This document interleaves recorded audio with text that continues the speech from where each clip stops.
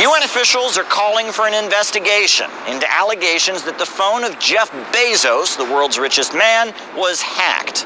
And who's the top suspect? The Kingdom of Saudi Arabia. This is from the UN report.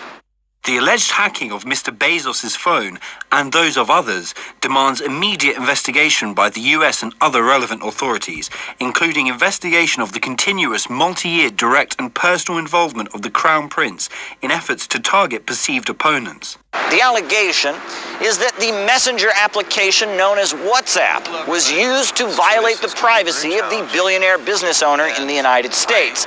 And furthermore, that the number used was apparently a number that has actually been used by Mohammed bin Salman himself. What's interesting here is that not only is Jeff Bezos the owner of Amazon, he's also the owner of the Washington Post. That's the newspaper that employed Jamal Khashoggi, and apparently that is what the Crown Prince was after. The information we have received suggests the possible involvement of the Crown Prince in surveillance of Mr. Bezos in an effort to influence, if not silence, the Washington Post reporting on Saudi Arabia. These allegations are relevant as well to ongoing evaluation of claims about the Crown Prince's involvement in the 2018 murder of Saudi and Washington Post journalist Jamal Khashoggi.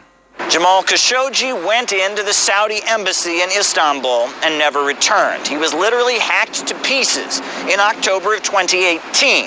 And many allege that it was the Crown Prince himself who ordered the killing. Now, after the killing of Jamal Khashoggi, outrage swept the planet, the United States included. However, the Trump administration gave a response, but it was slow. We have identified at least some of the individuals responsible, including those in the intelligence services, the royal court, the foreign ministry, and other Saudi ministries who we suspect to have been involved in Mr. Khashoggi's death. I don't like stopping massive amounts of money that's being poured into our country, spending $110 billion on military equipment and on things that create jobs like jobs and others for this country. The Kingdom of Saudi Arabia purchases huge amounts of U.S. weapons and supplies U.S. oil giants with huge amounts of crude. The multi-billion-dollar relationship seems to take priority over the war in Yemen, human rights, and other concerns. Riyadh denies any wrongdoing. However, the United Nations wants the USA to conduct its own investigation to get to the bottom of what actually happened.